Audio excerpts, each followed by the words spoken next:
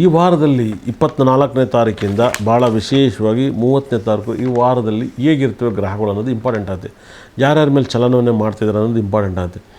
ಮೊದಲಿಗೆ ಭಾಳ ವಿಶೇಷವಾಗಿ ಚಂದ್ರಗ್ರಹ ಬಂದು ಮಿನಿಮಮ್ ಅಂದರೂ ಕೂಡ ಧನುಸು ರಾಶಿಯಿಂದ ಹಿಡಿದು ಮೀನ ರಾಶಿವರೆಗೂ ಸಂಚಾರವನ್ನು ಮಾಡ್ತಾನೆ. ಅದರಲ್ಲಿ ಫುಲ್ ಸೂಪರ್ ಸಕ್ಸಸ್ ಅನ್ನೋದಾದರೆ ವೆರಿ ಸಕ್ಸಸ್ಸು. ಇಷ್ಟು ರಾಶಿಯಲ್ಲಿ ಸಂಚಾರ ಮಾಡೋಕ್ಕಾರೆ ಒಂದು ಮಕರ ಮತ್ತು ಕುಂಭ ರಾಶಿ ವಿಪರೀತ ರಾಜಯೋಗನ ತಂದು ಕೊಡ್ತಾನೆ. ಆದರೆ ಶನಿ ಗ್ರಹ ಬಂದು ಬಹಳ ವಿಶೇಷವಾಗಿ ಮೀನ ರಾಶಿಲಿದ್ದಾನೆ. ರಾಹು ಬಂದು ಕುಂಭ ರಾಶಿಲಿದ್ದಾನೆ. ರಾಹು ಗ್ರಹನೂ ಕೂಡ ಒಂದು ಕುಂಭ ರಾಶಿಲಿದ್ದಾನೆ. ಅದೇ ಥರ ಗುರು ಉಚ್ಚನಾಗಿದ್ದಾನೆ. ಉಚ್ಚನಾಗಿದ್ದರೆ ಸಾಕಷ್ಟು ಜನ ಮಾತು ಬಿಡೋದು, ಜಗಳಗಳು ಮಾಡೋದು ಇದೆಲ್ಲ ಇರುತ್ತೆ. ಗುರು ಉಚ್ಚನಾದರೆ ಒಳ್ಳೆಯ ಬುದ್ಧಿ ಬರೋದ್ರಿಂದ ಕೆಟ್ಟ ಬುದ್ಧಿನೂ ಕೂಡ ಜಾಸ್ತಿ ಬರುತ್ತೆ. ಗುರು ಉಚ್ಚನಾದರೂ ಕೂಡ ಕೋಪಕ್ಕೆ ಹೊಣೆ ಆಗ್ತಾರೆ. ಕೇತು ಗ್ರಹ ಬಂದು ಸಿಂಹ ರಾಶಿಲಿದ್ದಾನೆ. ಯಾವುದೇ ಕಾರಣಕ್ಕೂ ಯಾವುದೇ ಗ್ರಹನೂ ಬದಲಾವಣೆ ಆಗಿಲ್ಲ.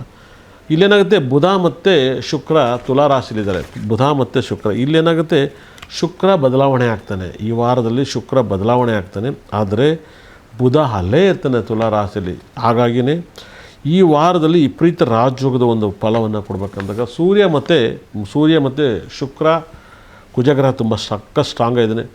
ಮಕ್ಕಳು ಹುಟ್ಟಕ್ಕೆ ಸೂಪರ್ ರಾಜಯೋಗ. ಅಂದರೆ ತುಂಬ ಇಂಪ್ರೂವ್ಮೆಂಟ್ ಆಗಬೇಕಂದ್ರೆ ಮಕರ ಲಗ್ನದಲ್ಲಿ ಒಳ್ಳೆ ಕೆಲಸ ಮಾಡೋಕ್ಕೆ ಈ ವಾರ ಪೂರ್ತಿ ಮಕರ ಲಗ್ನದಲ್ಲಿ ಒಳ್ಳೆ ಕೆಲಸ ಮಾಡೋದು. ಮಕರ ಲಗ್ನ ತುಂಬ ಪಾಸಿಟಿವ್ ಲಗ್ನವನ್ನಾಗುತ್ತೆ. ತುಂಬ ಸಿಕ್ಕಾಪಟ್ಟೆ ಲಕ್ಕನ್ನು ತಂದು ಕೊಡುತ್ತೆ. ಅದೇ ಥರ ಕಟಕ ಲಗ್ನದಲ್ಲಿ ಹುಟ್ಟಿದರೆ ಖಂಡಿತ ಕೂಡ ತಂದೆಗೆ ಆರೋಗ್ಯ ಸಮಸ್ಯೆ ಬರೋದು, ಸಮಸ್ಯೆಗಳು, ಆಕ್ಸಿಡೆಂಟು, ಮನೇಲಿ ದುಃಖಗಳು ಅತಿ ಹೆಚ್ಚು ಆಗುತ್ತೆ. ಅದೇ ರೀತಿಯಲ್ಲಿ ನೀವು ತಿಳಿದಿರೋ ಪ್ರಕಾರ ತುಂಬ ಮಿರಾಕಲ್ ಸಕ್ಸಸ್ಸನ್ನು ನೀವು ನೋಡ್ಬೋದು. ಅದೇ ರೀತಿಯಲ್ಲಿ ತುಂಬ ಕೋಟ್ಯಾಧೀಶ್ವರ ಆಗಬೇಕು. ಅದೇ ಸಿಂಹ ಲಗ್ನದಲ್ಲಿ ವಾರದಲ್ಲಿ ಏನಾದ್ರು ಮಗು ಜನನವಾದರೆ ಡೈವರ್ಸಿಗೆ ಸಂಬಂಧಪಡುತ್ತೆ. ಪರ್ಸ್ನಲ್ ಪ್ರಾಬ್ಲಮ್ ಎಲ್ಲ ತುಂಬ ಡಿಸ್ಟರ್ಬ್ ಆಗುತ್ತೆ. ಆದರೆ ಮೆಡಿಕಲ್ ಶೀಟನ್ನೆಲ್ಲ ಸಿಗುತ್ತೆ ಅಂತ ಹೇಳುತ್ತೆ. ಭಾಳ ಮಿರಾಕಲ್ ಆಗುತ್ತೆ. ಅದೇ ರೀತಿಯಲ್ಲಿ ಒಂದು ಸಕ್ಸಸ್ಸನ್ನು ಕಾಣಬೇಕು ಅಂದರೆ ಸಿಂಹ ರಾಶಿಯಲ್ಲಿ ಏನಾದ್ರು, ಧನು ರಾಶಿಯಲ್ಲಿ ಏನಾದ್ರು ಮಕ್ಕಳು ಹುಟ್ಟರೆ ತಂದೆಯನ್ನು ಬೇಗ ಕಳ್ಕೊತಾರೆ. ತಂದೆಗೆ ಸಮಸ್ಯೆಗಳು ಬರ್ತವೆ, ತಾತನ ಸಮಸ್ಯೆ ಬರುತ್ತೆ. ಈ ವಾರದಲ್ಲಿ ಧನುರ್ ಲಗ್ನದಲ್ಲಿ ಮಗು ಜನನವಾಗಬಾರ್ದು. ಅದನ್ನು ಮುಂದೂಡಿ ಮಗುವಿನ ಜನನವಾದರೆ ತುಂಬ ಒಳ್ಳೆಯದಾಗುತ್ತೆ. ಯಾಕಂದರೆ ಸೂರ್ಯ ಬುಧ ಶುಕ್ರ ಗ್ರಹಗಳೆಲ್ಲ ವ್ಯಯಸ್ಥಾನದಲ್ಲಿದ್ದಾಗ ಮಕ್ಕಳು ಜನನವಾಗಬಾರ್ದು. ಧನುರ್ ಲಗ್ನ ಈ ವಾರದಲ್ಲಿ ಹುಟ್ಟಕ್ಕೆ ಒಳ್ಳೆಯ ಟೈಮಲ್ಲ. ನೀವು 100% ಮಕರ ಲಗ್ನ ತುಂಬ ಟಾಪ್ ಲಗ್ನ. ಮಕರ ಲಗ್ನಕ್ಕೆ ಆದಷ್ಟು ಮಗು ಹುಟ್ಟಕ್ಕೆ ಟ್ರೈ ಮಾಡಿದಷ್ಟು ನಿಮ್ಮ ಮನೆ ಕೋಟ್ಯಾಧೀಶ್ವರಾಗ್ತಾರೆ. ಪರ್ಸ್ನಲ್ ಲೈಫ್, ಹ್ಯಾಪಿ ಲೈಫ್ ಎಲ್ಲವೂ ಶ್ರೀಮಂತರಾಗ್ತಾರೆ. ತುಂಬ ರಿಚ್ ಪೀಪಲ್ಸ್ ಆಗಬೇಕಂದ್ರೆ ಮಕರ ಲಗ್ನದಲ್ಲಿ ಮಗು ಹುಟ್ಟಿದರೆ ಮಾತ್ರ ತುಂಬ ಇಂಪ್ರೂವ್ಮೆಂಟ್ ಆಗುತ್ತೆ. ಮಕರ ಲಗ್ನಕ್ಕೆ, ಮಕರ ರಾಶಿಗೆ ವಿಪರೀತ ರಾಜಯೋಗ ಇರೋದನ್ನು ಬೆನಿಫಿಟಾಗಿ ಮಾಡ್ಕೊಳ್ಳಿ. ತುಂಬ ದೊಡ್ಡ ಸಕ್ಸಸ್ಸನ್ನು ಕೊಡುತ್ತೆ. ಅದೇ ರೀತಿಯಲ್ಲಿ ವೃಷಭ ಲಗ್ನದಲ್ಲಿ ಮಗು ಜನನವಾದರೆ ತಂದೆ ಕೋಟ್ಯಾಧೀಶ್ವರಾಗ್ತಾರೆ. ಆದರೆ ಕೋಟ್ಯಾಧೀಶ್ವರಾಗುತ್ತೆ. ಆ ಹುಟ್ಟೋವಂಥವ್ರಿಗೆ ಡೈವರ್ಸ್ ಕೇಸ್ ಜಾಸ್ತಿ ಇರುತ್ತೆ. ವೃಷಭ ಲಗ್ನದಲ್ಲಿ ಹುಟ್ಟರೆ ತಂದೆ ತುಂಬ ದೊಡ್ಡ ಶ್ರೀಮಂತರಾಗ್ತಾರೆ. ಆದರೆ ಡೈವರ್ಸ್ ಅತಿ ಹೆಚ್ಚು ಆಗುತ್ತೆ. ಆಗದೇ ಇರೋ ಥರ ನೋಡ್ಕೊಳ್ಳಿ, ಒಳ್ಳೆಯದಾಗಲಿ. ಕನ್ಯಾ ರಾಶಿಯವರಿಗೆ ಅಪಾರವಾದ ಕೀರ್ತಿ, ಐಶ್ವರ್ಯ ಕೂಡ ಜಾಸ್ತಿ ಕೊಡ್ತಾ ಇದ್ದೇನೆ. ಕನ್ಯಾ ರಾಶಿಯವ್ರು ಹೋಗ್ಬೇಕಾಗಿರೋದು ಗೊಮ್ಮಟೇಶ್ವರ ಟೆಂಪಲ್. 100% ಶ್ರವಣಬೆಳಗೊಳದಲ್ಲಿರುವಂಥ ಗೊಮ್ಮಟೇಶ್ವರ ಟೆಂಪಲ್ಗೆ ಮಿಸ್ ಮಾಡಬೇಡಿ. ನಾನು ಕೂಡ ಹೋಗಬೇಕು ಅಂತಿದ್ದೀನಿ. ಕನ್ಯಾ ರಾಶಿಯವರು ಜಾಸ್ತಿ ಕರ್ನಾಟಕದಲ್ಲಿ ಗೊಮ್ಮಟೇಶ್ವರ ಟೆಂಪಲ್ಗೆ ಹೋಗಿ ನಿಮ್ಮ ಲೈಫಲ್ಲಿ ಸಕಲ ಸಂಪತ್ತು ಐಶ್ವರ್ಯನ ಕೊಡ್ತಾನೆ. ಗೊಮ್ಮಟೇಶ್ವರ ಟೆಂಪಲ್ಲಿ ವಿಪರೀತ ರಾಜಯೋಗ. ಅದು ಮೆಟ್ಲತ್ತಿಗೆ ಹೋಗಿ ನೀವು ಭಾಳ ವೈಬ್ರೇಷನ್, ಯಾವುದೇ ಕಾರಣಕ್ಕೂ ಮಿಸ್ ಮಾಡ್ಕೋಬೇಡಿ. ಗೊಮ್ಮಟೇಶ್ವರ ಟೆಂಪಲ್ ಅಟೆಂಡ್ ಮಾಡಿ. ನಿಮ್ಮ ಲೈಫಲ್ಲಿ ತುಂಬ ಪಾಸಿಟಿವ್ ಬರುತ್ತೆ. ಕನ್ಯಾ ರಾಶಿಯವರು ಯಾರೆಲ್ಲ ಕಷ್ಟದಲ್ಲಿದ್ದರೋ ಅವರೆಲ್ಲ ಹೋಗಿ. ಆದರೆ ಕನ್ಯಾ ರಾಶಿಯವ್ರಿಗೆ ಏನಪ್ಪ ಅಂದರೆ ಈ ವಾರದಲ್ಲಿ ಸಕಲ ಸಂಪತ್ತು ಐಶ್ವರ್ಯನ ಕೂಡ ಕೊಡ್ತಾನೆ. ಆದರೆ ಶನಿ ದೃಷ್ಟಿ ರಾಶಿ ಮೇಲೆ ಬಿಡೋದ್ರಿಂದ ಆಕ್ಸಿಡೆಂಟ್ ಆಗುತ್ತೆ ಮತ್ತು ಜಗಳ ಆಗುತ್ತೆ. ಯಾರೋ ಒಬ್ಬರು ನಿಮ್ಮ ಬಗ್ಗೆ ಕೆಟ್ಟದಾಗಿ ಮಾತಾಡ್ತಾರೆ ಕನ್ಯಾ ರಾಶಿಯವ್ರಿಗೆ. ಆದರೂ ಮಾತಾಡೋದಕ್ಕೆಲ್ಲ ನೀವು ತಲೆ ಕೆಡಿಸ್ಕೊಬೇಡಿ. ಆದರೆ ತುಂಬ ವೈಬ್ರೇಷನ್ನು.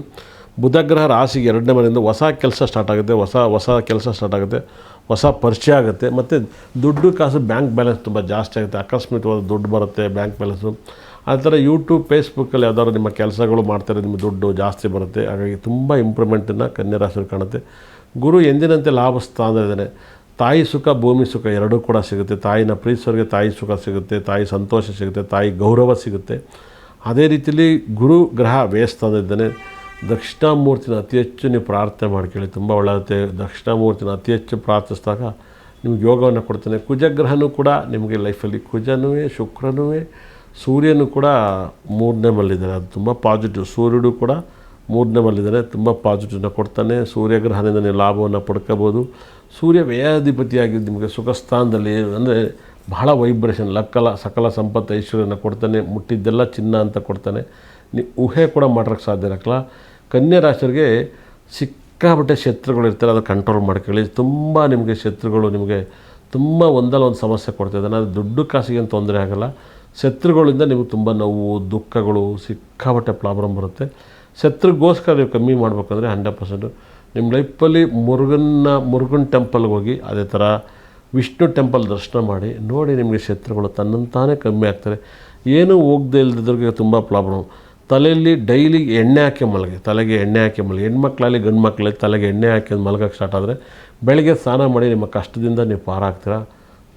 ತುಂಬ ಪಾರಾಗ್ತೀರ. ಕನ್ಯಾ ರಾಶಿಯವರಿಗಂತ ವಿಪರೀತ ರಾಜಯೋಗ, ಎಲ್ಲ ಸಕಲ ಸಂಪತ್ತು ಐಶ್ವರ್ಯನ ಕೊಟ್ಟು ಕಾಪಾಡ್ತಾನೆ. ಕನ್ಯಾ ರಾಶಿದಿರೋಂಥ ಫಲಗಳನ್ನ ನೀವು ಬೆನಿಫಿಟಾಗಿ ಮಾಡ್ಕೊಳ್ಳಿ. ಕನ್ಯಾ ರಾಶಿ ಇರೋಂಥ ಯೋಗವನ್ನು ನೀವು ಲಾಭ ಮಾಡ್ಕೊಳ್ಳಿ.